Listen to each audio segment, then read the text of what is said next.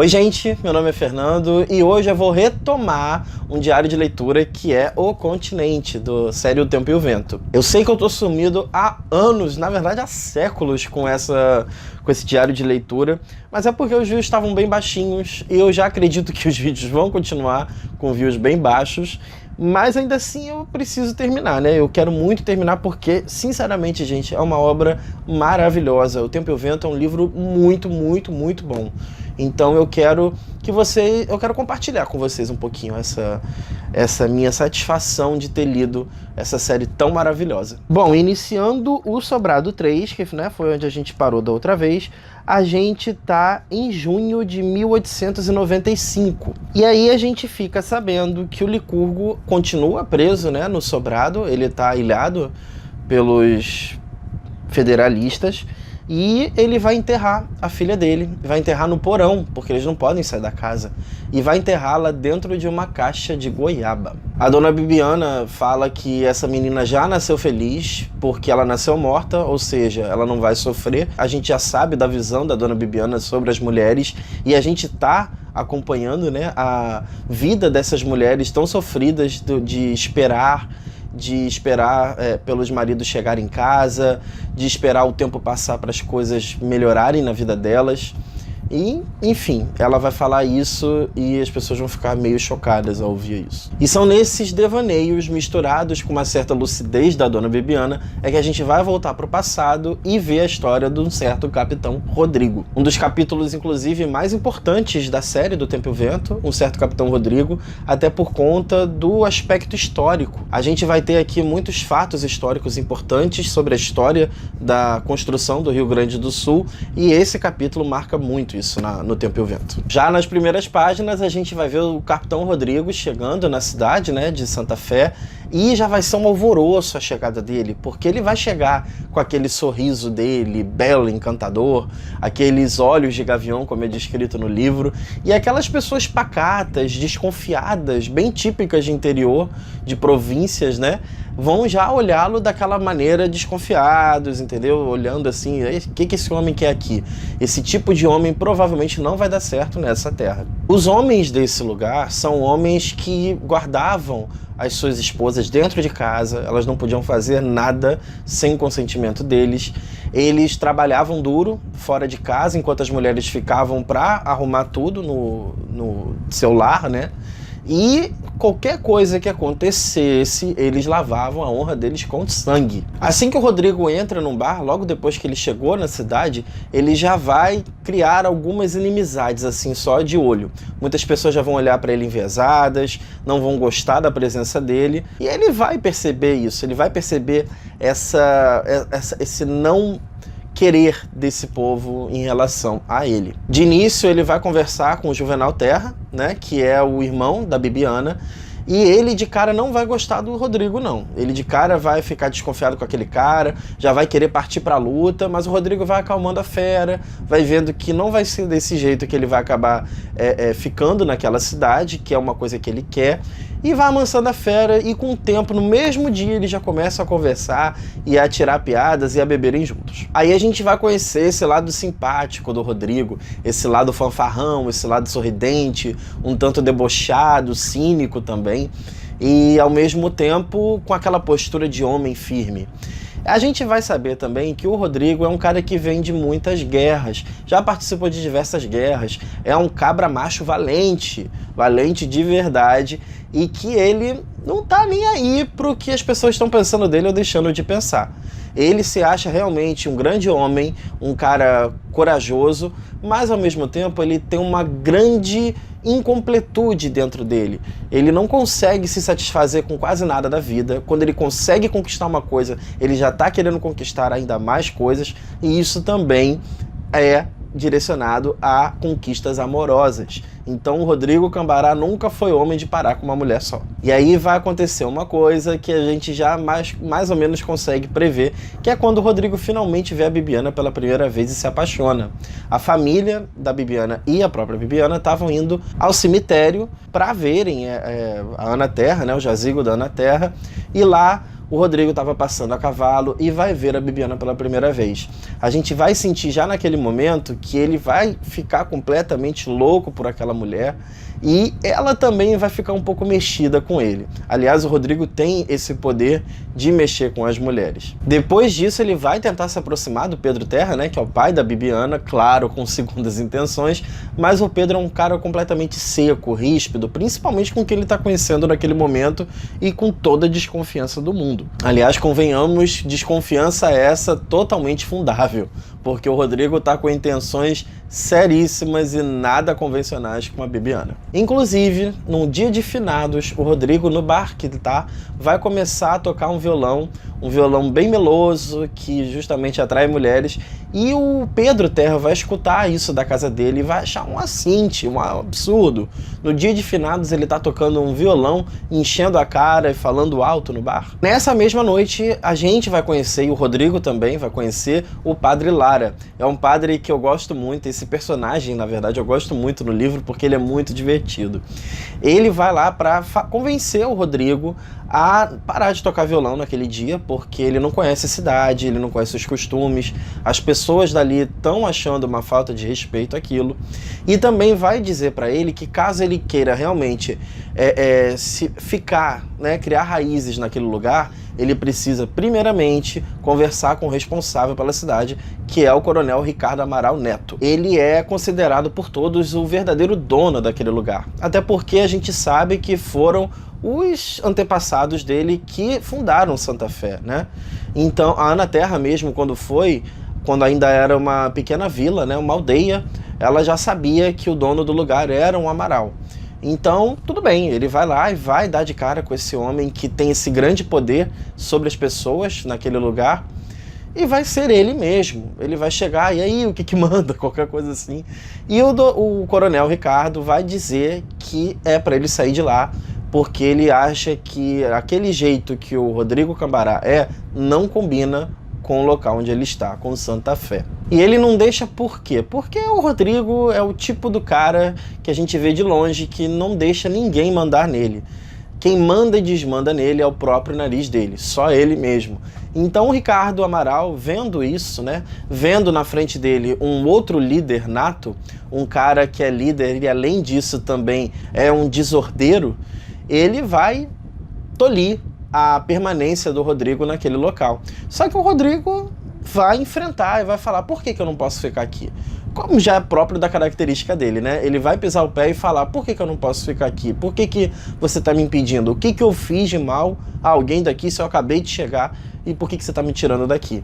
E o Rodrigo vai falar: não gosto de vós me ser. E ali eles vão quase que travar uma briga. O Rodrigo vai dar uma resposta bem digna de Rodrigo Cambará na cara dele. E o Ricardo vai levantar ferozmente já com a espada para brigar com o Rodrigo. Mas o Rodrigo, sabendo que para ele permanecer ali, ele tem que levar tudo na maciota por enquanto, vai falar: calma, coronel, calma, vamos sentar e conversar direitinho.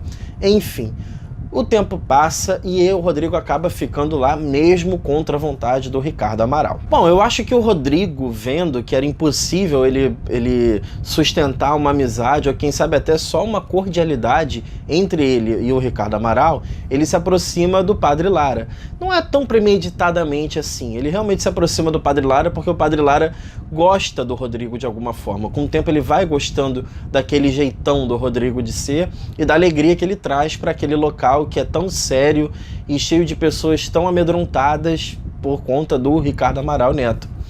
E aí, só que o Padre Lara, ele tem uma grande influência sobre as pessoas do local. Ele é como se fosse uma espécie de cúmplice do Coronel Ricardo, porque, né, a igreja e o Estado sempre tem que andar de mãos dadas, né? Naquela época era assim. Mas como o Padre Lara começa a gostar do Rodrigo, ele consegue fazer com que as pessoas também passem a olhar o Rodrigo de uma outra forma, uma forma um pouco menos intransigentes para ele. Então o Padre Lara vai ser um grande amigo do Capitão Rodrigo nesse sentido e vai apaziguar um pouco os ânimos entre uma família e outra, entre a família do Ricardo Amaral e o Rodrigo Cambará. Com a permanência do Rodrigo, claro, ele vai começar a investir na Bibiana, porque ele olhou para aquela mulher e ficou apaixonado. E essas investidas vão acabar rendendo frutos, porque a Bibiana parece também estar gostando dele.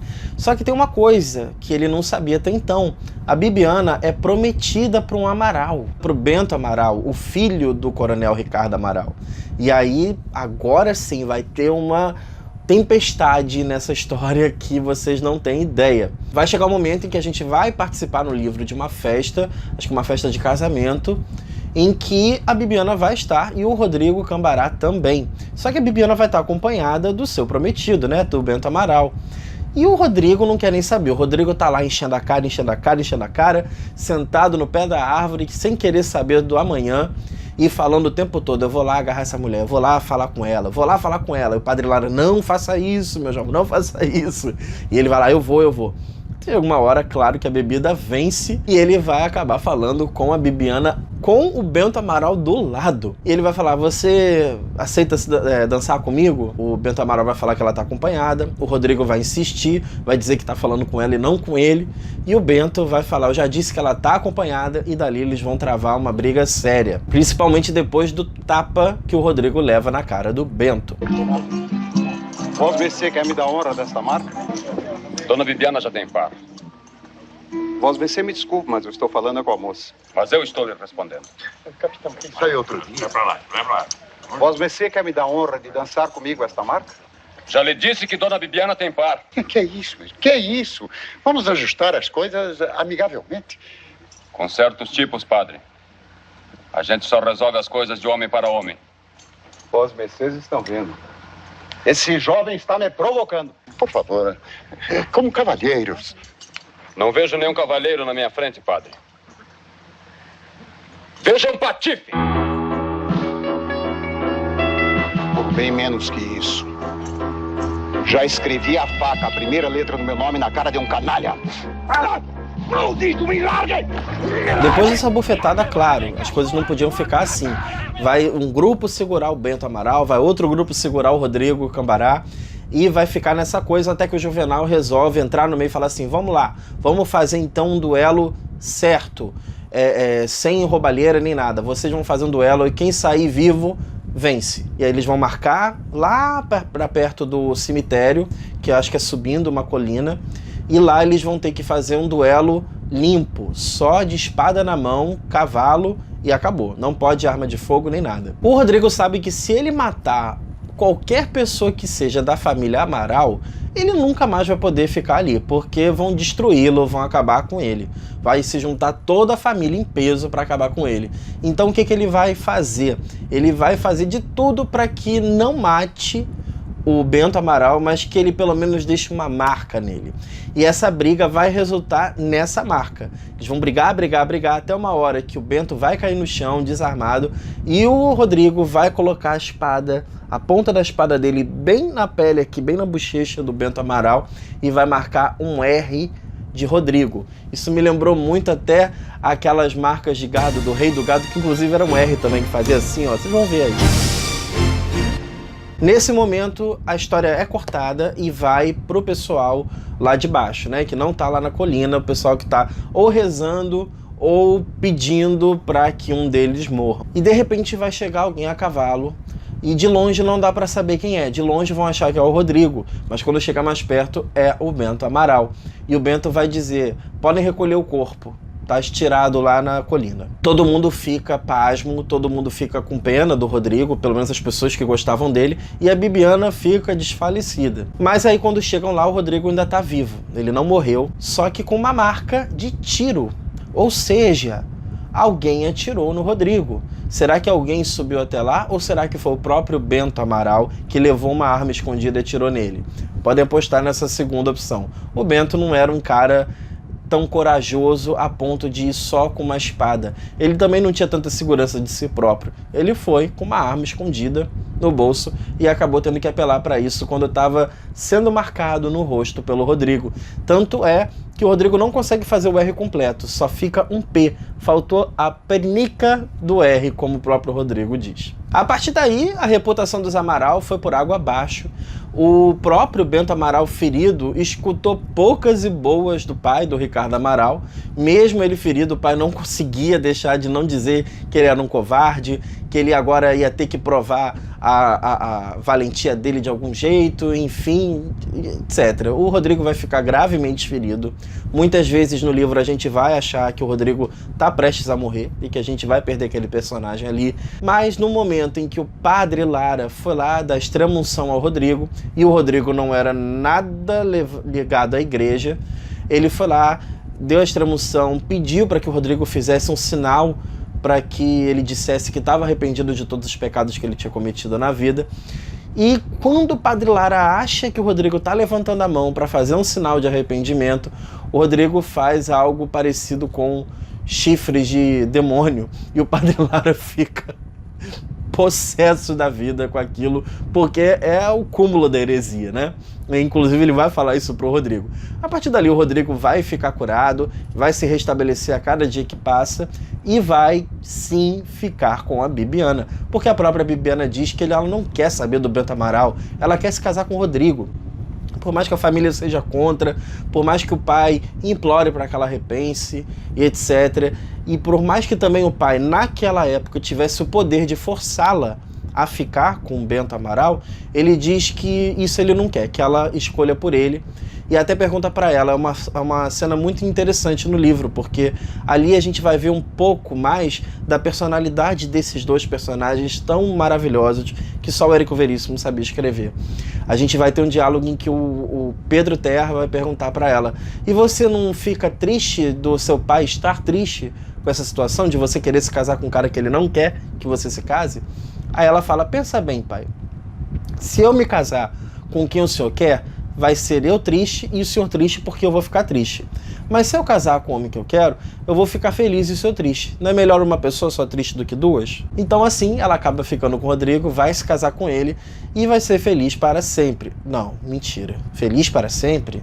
Nem tanto. Ela vai ser feliz sim, mas a forma dela, e também vai carregar muitas tristezas por conta desse casamento. E entre felicidades e tristezas desse casamento é que a gente vai começar a ver a construção da família Terra Cambará. Inicialmente o casamento vai ser muitíssimo feliz, né? O Rodrigo, ele é um cara super quente, né? Ele gosta do negócio, e a Bibiana sempre muito cheia de pudores, mas também gosta dessa coisa quente do Rodrigo.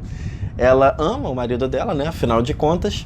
Mas depois de um tempo, o Rodrigo ele vai começar a ficar de saco cheio daquela vida monótona, daquela vida de trabalhador, porque ele vai começar a ter um negócio com o Juvenal, que é justamente uma quermesse que eles abrem. Todos os dias, levando a mesma vida, todos os dias ele indo para o mesmo local de trabalho, fazem com que o Rodrigo comece a ficar de saco cheio da vida dele e a relembrar cada vez mais do passado glorioso que ele teve, de várias guerras, de vários conflitos, em cima do seu cavalo, com a espada na mão, feliz da vida de estar duelando e matando tanta gente, né? Era uma felicidade incrível desses homens nessa época, o duelo, né? Era uma prova de macheza e uma felicidade fazer aquilo. O Rodrigo Cambará, ele é movido por duas coisas, né? A guerra e as mulheres também. E o autor, o Érico Veríssimo, ele vai fazer uma pequena relação aí dessas mulheres do Rodrigo com a comida. Ou seja, quando qualquer pessoa come muito uma mesma comida, a gente tende a enjoar daquela comida e querer outras. O Rodrigo vai ser a mesma coisa com as mulheres. Ele vai sempre estar com a Bibiana, mas vai ter uma hora que ele vai enjoar e ele vai querer outras mulheres na vida dele também. Aos poucos esse casamento vai ruindo, né? Não ruindo assim a ponto de um dia esse casamento acabar. A Bibiana em nenhum momento pensa em acabar com o marido. Primeiro que naquela época não existia essa coisa do término de um casamento. Mas segundo também porque a Bibiana não deixa de amar aquele marido, por mais insatisfações e ingratidões que ele tenha dentro de casa. Mas o próprio Rodrigo cada vez vai se distanciando mais e mais. Se antes ele viajava a negócios para Porto Alegre para pegar mais comidas para vender na quermesse dele, e demorava muito mais dias do que devia com mulheres e diversões lá, ele aos poucos vai cada vez mais demorando mais e mais e mais, até um belo dia que vai ter uma guerra em que ele vai participar, a Revolução Farroupilha de 1835, e vai ter um dia que ele não mais vai voltar. Na verdade ele vai voltar, mas não voltar para ficar, porque numa das missões dele dessa guerra, vão mandá-lo ele para Santa Fé, porque a guerra vai se estender até Santa Fé. E ele vai voltar, a Bibiana ainda vai vê-lo por um curto tempo, só um momentinho que eles vão ter de se deitarem juntos e ele dizer para ali aprontar uma comida que já já ele volta. E ele vai entrar dentro da casa dos Amaral, ou pelo menos onde o Bento Amaral trabalhava, e lá ele vai morrer. E essa forma que ele morre é a forma que, na verdade, ele sempre quis. Morreu guerrilhando, né? Sendo um cabra macho, um homem valente, corajoso e que deixou a marca dele nesse mundo. A partir do momento que o Rodrigo morre, a Bibiana, dócil, dependente, morre junto com ele. Aquela mulher submissa, aquela mulher que servia ao marido, morreu a partir dali e vai passar por uma transmutação incrível. Uma transformação tão forte que a gente tem a impressão de que está lendo sobre uma outra personagem a partir dali. Porque vai ser uma Bibiana muito forte, um tanto seca às vezes, e que passou por grandes sofrimentos, como todas as mulheres dessa época, né, do livro do Tempo e o Vento, mas que passam por esses momentos sem tantas consequências. Tendo como consequência, uma das únicas consequências, essa transmutação, essa carapuça que elas passam a vestir para que encontrem dentro delas essa valentia que faltou a partir do momento que o marido não está mais lá. É como se o Rodrigo passasse a viver dentro da Bibiana. Antes de encerrar, eu vou dizer o que eu acho, mas eu acho que já não é surpresa nenhuma. É um livro maravilhoso, essa parte do Capitão Rodrigo é uma das mais famosas, junto da Na Terra. Não é minha parte predileta, mas eu gosto demais dessa parte. Você se interessa por cada página, você fica doido para saber o que vai acontecer naquela briga entre eles dois, do Bento Amaral e do Rodrigo. A gente fica querendo saber se o Rodrigo vai sair vivo dessa ou não, ou se a gente vai ver a morte dele, já que no Tempo e o Vento muitas vezes a gente não acompanha a morte de alguns personagens, a gente só vai saber que ele morreu na outra história, como é o caso da Na Terra. Então a gente fica nessa expectativa constante. É um livro que narra uma história bem simples, é um cotidiano de uma vida que não tem grandes mudanças nem nada, mas que você se delicia de uma forma inexplicável. É uma fonte inesgotável de felicidade ler essa obra maravilhosa. E é isso, gente. Espero que vocês tenham gostado do vídeo. Se gostaram, curtam, compartilhem. Sigam a gente no Instagram e até a próxima. Tchau, tchau.